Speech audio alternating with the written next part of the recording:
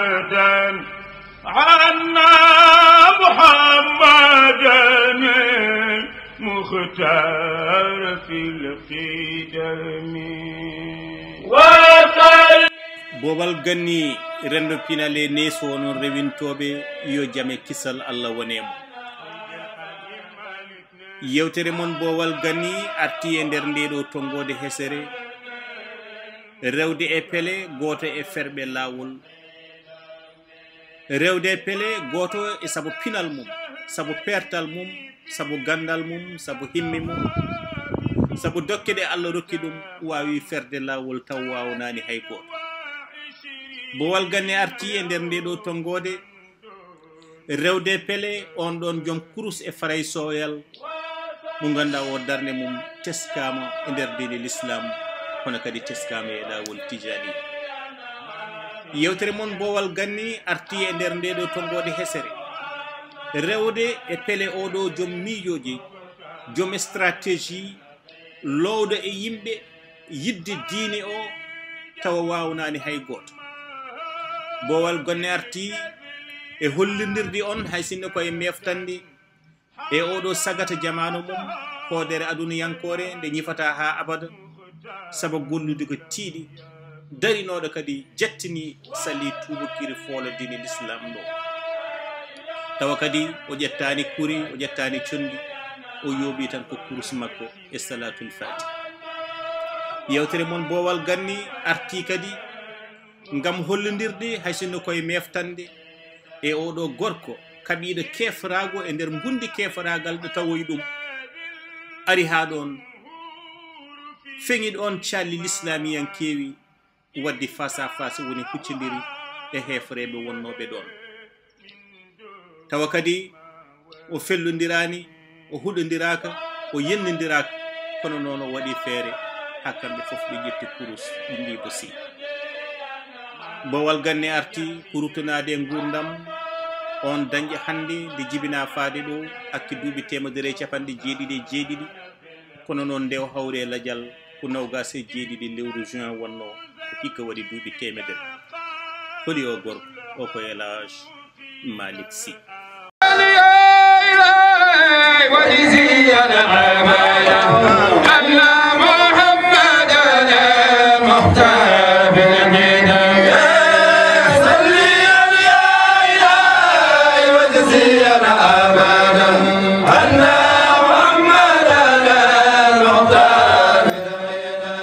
Alhajji Maalik Sih tawde kay ko kanko kalaten o yi aduna koɗo gaye noon woni ko sar dagana ndew yiyata aduna gonɗen koye hitande ujunere temedde jeetati e capanɗe joyi e joyi ma wood wiɓe hitande ujunere temedde jeetati e capanɗe joyi e tati ɓi Ousmane Dembouna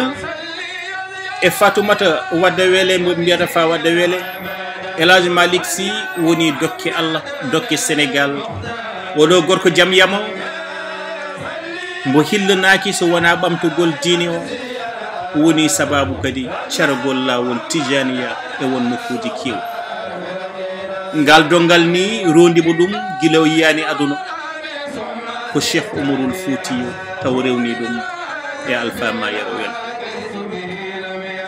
to banggue bammakko kanko Alhajji Maalik Sih won nawtoɓe mo to ɓundu gartiramo ha suyum kono kadi poɗɗen ittidemo ko suyum mo nawen mo ɓundu hayso o mbartire ga e suyum o noon woni koye kodo bammakko kañum e hoore mum ko ganɗo wonno ko jangguɗo o jangi noon ko ɓuuri ko e hewde koye leydi Mauritanie ko toon o ummiri o ari ha gayi noon wiyama wonde ne jeeya e sababuji garangal makko ɗon abbade deftere wotere jangguede nonde nde heɓetake so wona e ceerno Maalik Sow noon ko kañum jooɗino ɗon e gayi kanko ceerno Ousmane Sy bammum Alhajji Maalik nde o hawrata ladial koko adi garangal Alhajji Maalik Sy e aduna o hawre ladial noon koto Daara Jolof to yano jillu kono noon ko adi nde o hawre ladial kadi o woppi e nder aduna o defte kewɗe kono kadi o woppi wasiyaji e oɗo ɓiɗɗo jogorɗo yiide aduna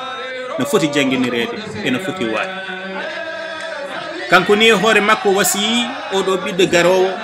so yi aduna yo inniri ceerno Maalik Sow mbo abbino deftere mum ɗon e gaye ha o ñiiɓi ɗon ko ɗum saabi nde Alhajji Maalik Sih yi aduna innira Alhajji Maalik Sow nene makko kañum e kaw makko Alpha Mayere Wele eɗen mbawi wiide ko kañum jogui kala ko faati e needi makko kono kadi kala ko faati e jangde makko Alhajji Maalik Sih ni ina setti e wotere deftere mum o wi ko kaw makko yobnimo jofonimo yoge jogiiɓe gande luggi to banggue gande l'islamiyankoji e gande alliyankoji ɓurɓe wawde gandal e nder aduna o walla e nder leydi Sénégal ko ɗum saabi caggal nde o janggi alquranil karim ha o rondi o yeehi e nder leydi ndi e nokkuji kewɗi funnague e hirnague rewe o ngal ɗon ɗanngal gandal duumima hakke duuɓi 25 kono kadi wallimo e hebde gande luggi e fannuji ceertuɗi ko banggue gande l'islamiyankoji hani e gande aduniyankoje bawɗe wallidde moƴƴingol gurdam aduna woni ko fate gande hisotongo mathématique ko fate astronomie ha e gande goɗɗe hani yetti to banggue gande gabbetiɗo ko fate jimi ngal gandal jimini famɗani e gurdam makko saabu ko ngal o yimiri nelaɗo sallllahu alayhi wa sallam o rewndi gurdam mum tawa woppade hay hunde ngal gandal ni to banggue poésie ko kañum jibini mimiyo kono kadi ko kañum jibini nuniyo jibini jimmi kewɗe hande keddiɗe ha ɗo ɗo kalaten taw mo ina haala foof wiyat ko mawdo nene Alhajji Maalik Sih wi kanko Alhajji Maalik Sih o yeehi to leydi Mauritanie e nder lappol ɗaɓɓere gandal o yeehi to leydi Mauritanie caggal mum kadi o ari ɗo Saint Louis woni ɗon o ari ɗon koye hitande 1984 nde ummi Saint Louis o fayi ko Louga diwan Louga o ari to Pire Sagnokor caggal mum o yeehi to Tivaouane hedde hitande 1990 ɗum koye dow wasiya kañum e baggingol e siiko on ɗon jibinde sokhna Yacine Dieng on ɗon wiyete ko Mor Massamba Diéry Dieng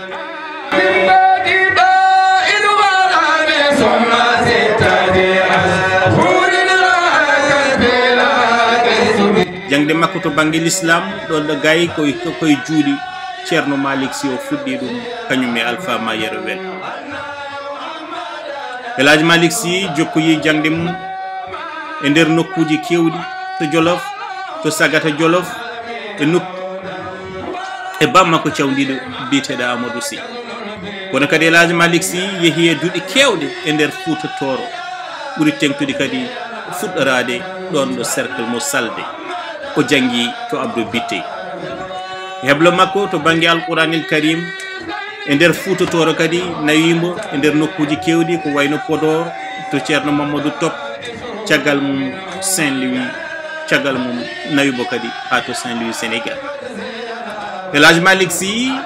yeehi hijjore mum adande koye hitande 1987 e on saaha so heewi omo yaare duuɓi 35 so famdi ko 33 o ruttimo makko kadi lawol gongol ha o waɗa toon khalifa Tijane wonande leydi Sénégal e nder golle makko kadi ngam sarde lawol tijanisme e dine l'islam o wallodiri no feewi e ɓesgo Elhadji Omarul Foutiyu Elhadji Omarul Foutiyu ni ko kam jofinomo ɗum rewi koye juuɗe Alpha Mayere Wele kañum e nene makko sokhna Fawade Wele jofinoma ballowo lawol tijane o wonde ko Alhajji Maalik Sih kono o wallodirta koye ɓesgo Cheikh Omarul Fouti Alhajji Maalik Sih darni nokkuji kewɗi taw kadi o darnir ɗum koye jaam yamagal e teere wondude e gandal taw kadi o waɗi ɗum koye guri tappamaji woni guri mawɗe ɗe o walliti kadi e mahgol jamaji e jumaji kewɗi école aji woni duuɗi janguirɗe alquranil karim kala ko fati e gandal alliyankewal woni l'islam ɗum ɗon o waɗi ɗum to Waalo to Kayor to Fouta to Jolof to Sine Saloum ha e nokkuji goɗɗi to banggue Afrique ɓaleri Alhajji Maalik Sih walliti e cargol diine l'islam carugol lawol Cheikh Ahmadou Tijani Sharif radiyallahu ta'ala anhu o windi kadi ko heewi o woppiri ɗum windere nde wari Tiwawon ko nden o dari e badgol Mawdo ɓe hen mbi ko e 1902 kono noon ko feeñi ko 1904 ɗon noon e dartat ɗon seeɗa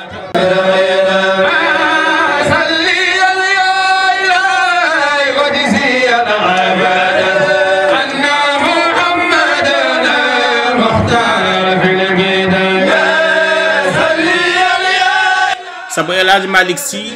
tawi ɗon ko wiyete gammu noon ko saha dottade e nder gurdam ɓen ɗon honnoɓe ɗon taw jarani to banggue diini kono noon gonno koye gurdam aada ko ɗum ndewanno kadi ɓen ɗon ina mbaɗanno e hitande foof lawol gotol peŋa calleji mumen gona toon ɓe hen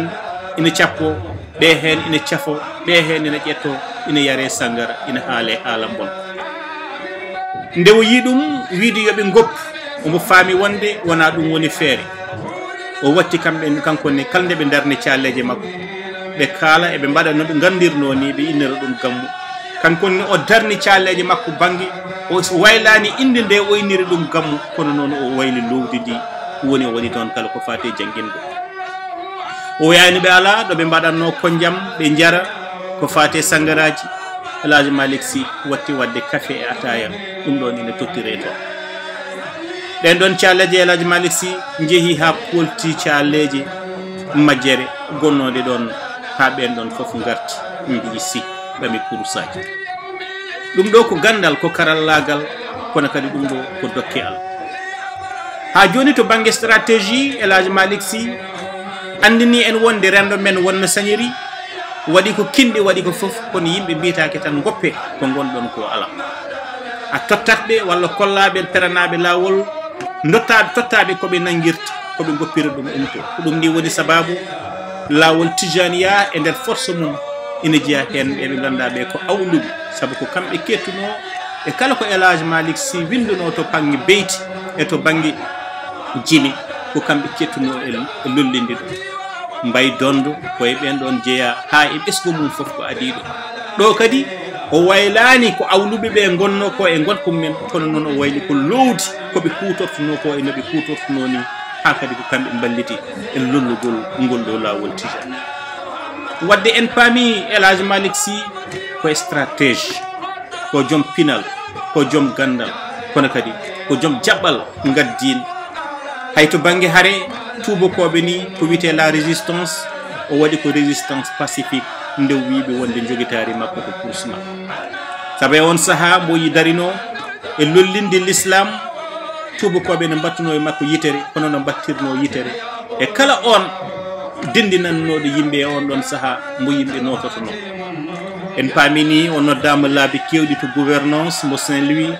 lawol hen foof omo yaade e Alhajji Seydou Nourou Dine Tall ina gasa no ɓe hen mbiri ɓe gandodiri koto ɓogge to duɗal Amadou Moukhtar Sakho woɗɓe mbi ala ɓe gandodiri ko ga e Saint-Louis hayso tawi on saaha e nder jillu ngo Alhajji Maalik Sih watno to ɓogge wiyama wonde ko toon ɓe gandodiri ko adi nde kanko ceerno Seydou Nourou Tall omo fiɓa rewde e Alhajji Maalik Sih mboɓe mbiyata Mawdo jogo fama walliti no feewi kono kadi woodi ko woppi ɗo caggal mum woppi ina mahi woppidi ɗum e tinde woppidi ɗum e fimde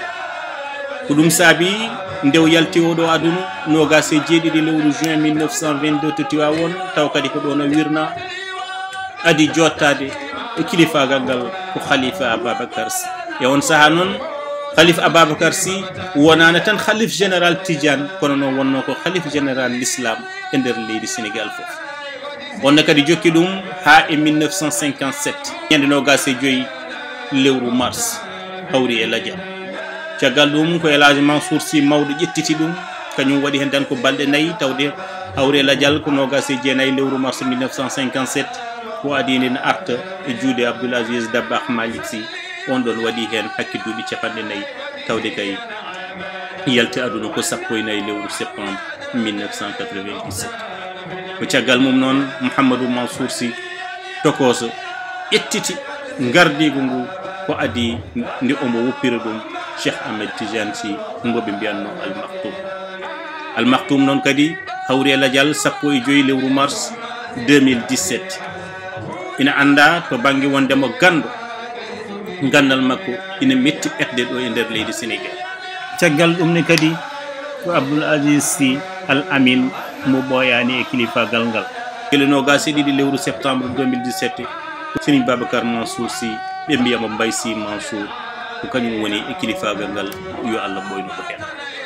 ina jeeya kadi caggal mum Alhajji Maalik Sih ɗo e Dakar o innirama avenue lolluɗo sanne on ɗon avenue ko hakkude Médina ha Dakar Plateau woni avenue Alhajji Maalik Sih woni koye nder mbundi Dakar. kono kadi to Thiès o moydira lycée ni wiya lycée Alhajji Maalik Sih kono kadi zawiye Alhajji Maalik Sih to Tiwawon wattama e doggol gueɗe ganniyankoje. ina jeeya kadi eto banggue jikkuji ko teska e mawɗo Alhajji Maalik Sih wonde ceerno guurɗo e warñede mo guila mbo woni suko ha sakket gurdam makko Alhajji Maalik Sih wuuri tan koye warñede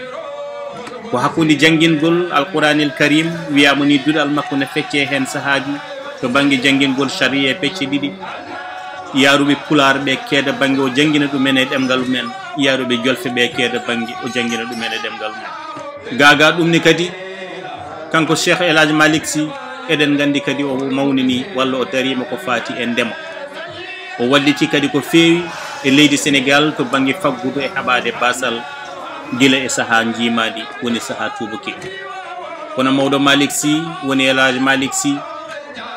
jeyama kadi e goto to banggue peeje mum mbawko e gandal joguiɗo yiyande woɗɗude mbawɗo lelnude lelgo so rewama e mum ina jibina ɓamtare. sa ƴeewi ni to banggue stratégie makko nde tubakoɓe goni ɗo fandare men wonno kañum men ko woppidde sernaɓe ɓe e dowri ndi kañum men gona e guuri tappemaje ɗe woni ko wiyete ko les centres urbains. kono noon kala guuro tappemajo garɗa ma taw Alhajji Maalik Sih waɗi feere ha darni ɗon dayiraji mum ha darni ɗon duɗe mum ha waɗi ɗon jamaji e jumaji yidde wiide l'islam wona gueɗal dowri tan kono ko gueɗal teeɗo. ko ɗum ɗo woni meftande nde bowal ganne addanno on e gurnam Seydi Alhajji Maalik Sih.